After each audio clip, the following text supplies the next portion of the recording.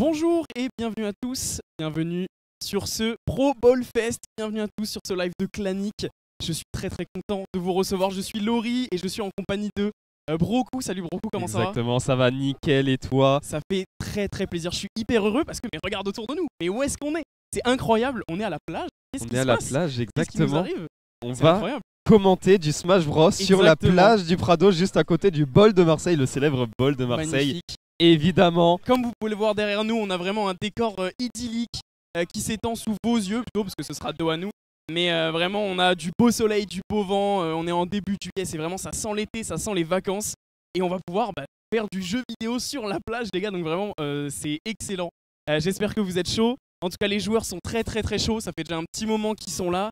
Qu'est-ce que tu peux nous dire sur ce tournoi, la préparation, qu'est-ce qui fait que les joueurs sont là aujourd'hui? Qu'est-ce qui fait que les joueurs sont là? Et c'est très simple. Il y a eu déjà des joueurs invités, des joueurs connus nationalement, voire même au-delà. On a du coup Spectral, qui est un top 10 FR là, sur le dernier tu vas nous ranking. présenter un petit peu les superstars, exactement, les superstars, les joueurs qui ont été invités. D'accord. On a Spectral qui était top 10 FR sur le dernier ranking. Incroyable. On a Echo qui est autour du top 15. On a Wookstom qui est un excellent joueur de la région. Un bon top 3 de la région à PACA facile. Oui, des noms qu'on reconnaît bien sûr. Incroyable. Et on a également Artsniff qui nous vient tout droit de Paris, bien sûr. Qui joue Steve et qui pareil autour du top 15. Un tout Parisien ça. qui joue Steve, un petit peu la cible à abattre personnellement, qui ne suis pas du tout objectif. Un peu la cible à abattre, tout à fait. Il rigole. Attends, c'est d'autant plus la cible à abattre qu'à la base il vient de Marseille. Ah là là, donc il y a un déserteur. Un déserteur de la région. Non, parlons pas plus là. de lui, offrons pas plus de lumière. Non, bien sûr, on est très content qu'il soit venu aujourd'hui. Et pour les autres joueurs, comment ça s'est passé? Pour les autres joueurs, c'est très simple. Il y a eu des qualifications online. C'était le 25 juin, il me semble. Le 24 juin. Le toute 24. La journée. Et bien sûr, et oui, mesdames et messieurs, puisque nous sommes au paradis aujourd'hui, mais pour les joueurs, le paradis a coûté très cher. Hein. Ils ont dû faire transpirer le joystick pour pouvoir arriver jusqu'ici, parce qu'on avait près d'une trentaine de joueurs, il me semble, pour les qualifiers. Et seulement 13 ont parvenu à se hisser jusqu'à cette scène de la plage du Prado pour aujourd'hui. Donc franchement, félicitations à eux, félicitations à nos joueurs invités. Exactement. Est-ce que tu as quelque chose à rajouter pour cette petite Ça va être très cool parce qu'on a 4 poules différentes avec à chaque fois des profils différents. Et c'est ça qui va être très agréable à commenter, c'est qu'on va avoir plein de profils, plein de joueurs aux personnages différents. Et c'est ça qui est beau avec Smash, on a plein de persos, on a plein de styles de jeux différents, ça va être très agréable. On va toujours voir quelque chose de différent qui va nous surprendre et ça fait plaisir. Bien sûr, c'est le meilleur, on va avoir du storytelling du coup. Exactement. Est-ce qu'on a des joueurs c'est des joueurs qui ont l'air de se connaître, des joueurs de la région? Est-ce qu'on a des petites rivalités, des petits joueurs comme ça qui s'aiment pas? Des petites rivalités. Pas trop, dis-moi un peu plus, moi je veux du croustillant, tu vois, moi je veux du storytelling un petit peu. Je réfléchis, je sais pas si on peut parler de rivalité non plus. Parce que il n'y a pas tous les joueurs de la région. Moi, quand on me parle de rivalité plus région, je pense immédiatement à la cible à abattre de la région PACA, qui n'est pas là aujourd'hui, qui s'appelle Elgoumi. Elgoumi, oui, le nom me dit carrément quelque chose, bien sûr. Le meilleur joueur PACA actuellement. Donc souvent les rivalités tournent un peu de lui, mais on a plein de joueurs, de très bons joueurs de Marseille, Toulon. C'est un peu la rivalité Marseille-Toulon. Ok, d'accord. Donc ça c'est intéressant. Les deux grandes villes de la région Par sud. exemple, côté Toulon, on a Valve, Eka, Wookstom. Et côté Marseille, par exemple, on a The Bed, Pan, Silver, Blob, qui sont des représentants de la ville, l'Est également, Bayrose. Il y a plus de joueurs marseillais, évidemment, parce qu'on est à Marseille. On n'est pas n'importe où quand même. Exactement. On est à domicile. Mais il peut avoir une petite rivalité là-dessus. Et au milieu de tout ça, il y a Etish, qui est donc le frère d'Echo. Les deux viennent d'Amiens et qui est un peu un hidden boss français. C'est-à-dire c'est le mec, tu sais pas trop, mais il est capable de tout.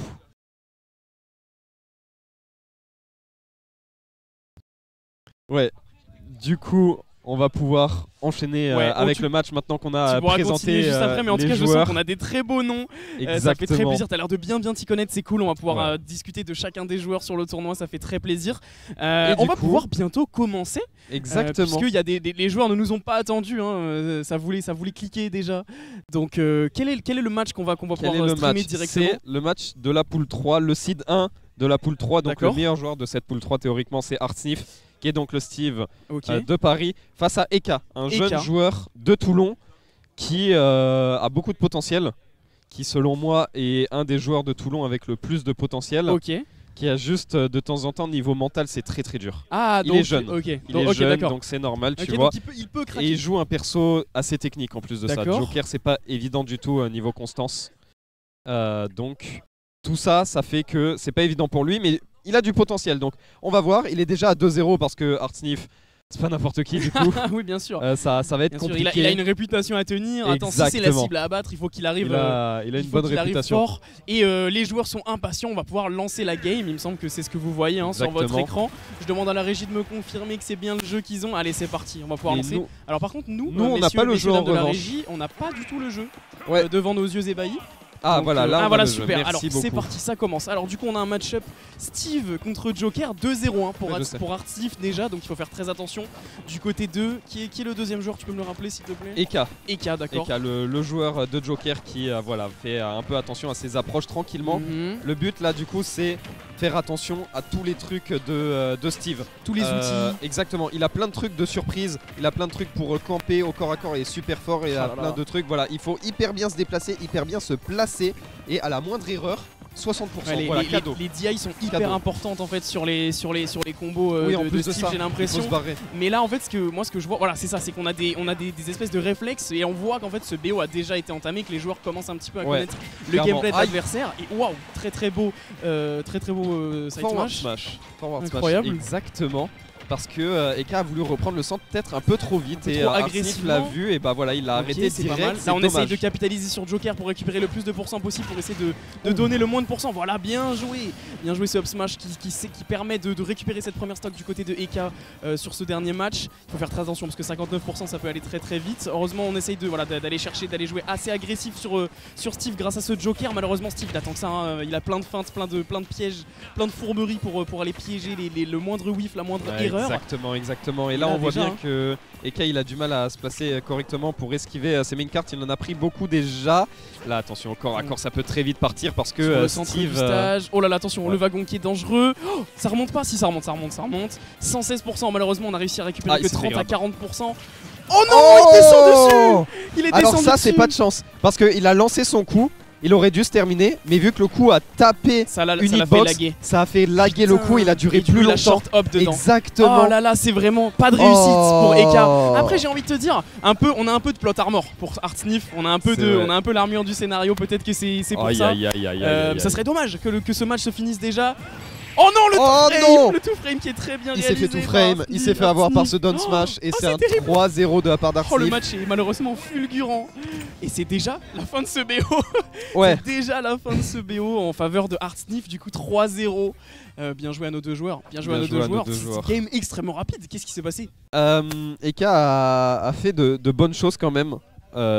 Placement ok, mais au bout d'un moment en fait il était quand même trop linéaire, c'est-à-dire il essayait de casser les blocs, être à bonne distance, tout ça, mais il finissait quand même par se prendre une merde. Et en plus de ça il s'est pris de sacrés combos etc. Il est mort super tôt. Face à Steve t'es obligé de bien bouger, de bien te positionner, non seulement pour éviter de prendre les ouvertures, mais surtout pour éviter de mourir. Sinon bah voilà, tu meurs 3 fois à 90-100%, forcément tu meurs... La game a fini vite quoi. C'est dur, c'est dur. On a pu voir quasiment aucun combo de la part de Eka sur ce Steve. Après peut-être que Artsnif qui maîtrise très bien son perso arrive à super bien jouer, temps faible, temps fort, très bien doser, trouver les zones d'ouverture parce que peut-être un léger manque de consistance dans le gameplay au niveau de Eka, peut-être vis-à-vis de ses ouvertures, de ses petites fautes. En fin de combo ou en fin de neutral peut-être, qui crée avec Artsnif qui a peut-être l'expérience du jeu nécessaire qui va permettre de voir ses ouvertures et d'aller capitaliser puisque Steve ça pardonne pas, Steve c'est MVP directement et bah voilà, ça commence très fort aujourd'hui sur cette scène de la plage du Prado, sur ce Pro Bowl Fest 2023, 14e édition. Parlons-en un petit peu. Exactement. Parlons-en un petit peu maintenant qu'on a quelques minutes. Depuis 2009 on a cette fête des arts urbains qui a lieu sur cette belle plage marseillaise qui rassemble sur 6 jours du 4 au 9 juillet, qui rassemble plein de compétitions. On a du freestyle de trottinette, du freestyle de roller, on a des concerts tous les soirs, on a des balades en roller le long de la plage, vraiment tout ce qu'on aime. Quel bonheur pour débuter cet été finalement. Quel plaisir, ça sent l'été, ça sent les vacances, ça fait plaisir, c'est urbain, c'est Marseille finalement. Moi je me sens bien. En plus de ça, il y a un petit vent frais qui vient nous rafraîchir. Là on voit la mer juste là. C'est magnifique, on a le Mistral. Envie, sur nous, c'est top, vraiment c'est top. Et Et voilà, donc organisé par la MSCAS, bien sûr, on les mentionne parce que force à eux d'organiser tout ça chaque année. Exactement. Et nous sommes un petit peu la petite nouveauté de cette année, puisque l'e-sport débarque sur ce Pro Bowl Fest sous la forme de ce tournoi Smash Bros Ultimate, du coup régi et administré par Clanic eSport, bien sûr, une structure qu'on connaît bien dans la région sud, basée à Marseille. Mais ne parlons pas trop de nous. Revenons un petit peu sur nos joueurs. Exactement. Parce que moi, tu me parlais de deux frères Damien qu'il fallait surveiller. Est-ce que tu avais quelques infos à me donner en plus? Alors du coup, Echo, c'est un joueur. Bah là, je le vois installé, donc j'imagine qui va jouer. Est-ce que éventuellement en régie, est-ce qu'on pourrait montrer à nos très chers téléspectateurs les poules, l'arbre de tournoi? Exactement, ça peut être intéressant de voir les poules, comme ça on peut vous présenter les joueurs. Bien sûr. Qui se présentent actuellement, mais du coup Echo qui vient, Damien, super.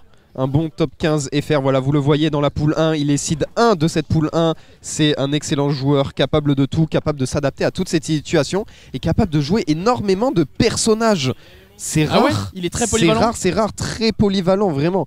Il a un Diddy Kong, il a une Palutena, il a une Aegis, il peut jouer plein d'autres persos, on les voit un peu moins, mais ça c'est ses trois principaux.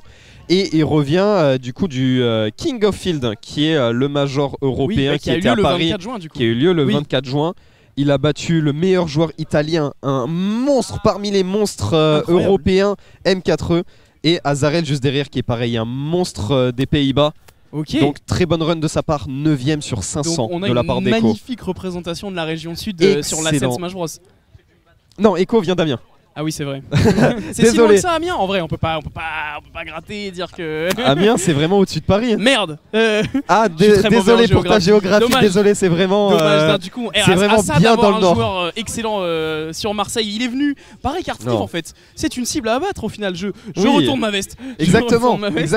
Et d'ailleurs, il me semble que c'est lui qui va jouer du coup. C'est lui qui va jouer exactement. Il est présent sur le setup. Je ne vois pas son adversaire. Il n'est pas à côté encore. C'est soit ZBD The Bed, qui est le joueur fantôme de Marseille. C'est-à-dire on le voit pas pendant 10 mois.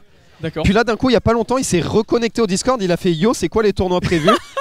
Je lui ai dit il y a ça, il s'est inscrit en 5 minutes à tous les tournois, il a fait bon bah c'est parti. Incroyable, attends mais juste pour l'été. Il est vraiment intérimaire, il est saisonnier de Smash Bros. Il est saisonnier de Smash Bros, un monstre qui joue depuis super longtemps. Oui. En fait, il libère. Très bon solide. En fait, non, il a des arcs d'entraînement comme dans des shonen. Il disparaît, il va méditer sous des cascades et il débarque en juin. Dès que l'été arrive, il se dit ça y est, c'est le moment de laver la scène. C'est un bon top 5 Marseille. Putain, ok. Qui joue le perso à l'un des persos avec le moins de représentation au monde, Mi-Sword Fighter. Mi-Sword Fighter. Il joue le mi-épéiste. J'ai plusieurs réponses. Dis-moi. Le mi, à titre tout à fait personnel, pour moi le mi c'est une catastrophe. Ça dépend les mi. Ça dépend les mi, mais si tu parles au niveau de charisme, non, il n'y a rien. C'est une catastrophe. Les gens qui jouent ça, ils ne jouent pas ça pour le style, ça c'est clair. Ce sont des pantins, ce sont littéralement des pantins. Ce sont des gens bizarres. Ah non, c'est disons-le. C'est très triste. Non mais enfin je veux dire t'as des animaux anthropomorphes de l'espace, t'as des dinosaures, t'as des plombiers. Bon ça va c'est ok. Mais ça va. T'as une déesse la Palutena, trop stylée Palutena. C'est incroyable, t'as des dragons, Et il va jouer quoi? Il va jouer un mi. Je me suis créé mon petit personnage sur les mi, je vais jouer mon petit personnage. C'est un truc de fou. Histoire ouais. Cependant, ce n'est pas. Ça défend le mi derrière chez les joueurs, mais on ne veut rien entendre. Le mi n'a aucun charisme, c'est sûr. Non mais. Ce n'est pas The Bet qui est en face de lui. Même la régie n'est pas d'accord avec nous, mais c'est pas grave. On a présenté le mauvais joueur. Ce ne sera pas The Bet qui jouera contre Echo. En face d'Echo, c'est Akab Liad qui joue Luigi et qui vient de Marseille. Qui est un Tio marseillais. C'est un organisateur de tournois qui est à l'origine du projet Strix, qui est la nouvelle structure marseillaise qui organise des tournois à Marseille. Putain, qui ont leur nouvelle weekly à Arcos, la salle d'escalade. Excellent. Voilà, au niveau un peu plus haut, au niveau Même cet du été, rond-point du Prado. Cette weekly. Elle est maintenue. Génial. Voilà, tous les vendredis soirs, si vous cherchez du Smash Bros.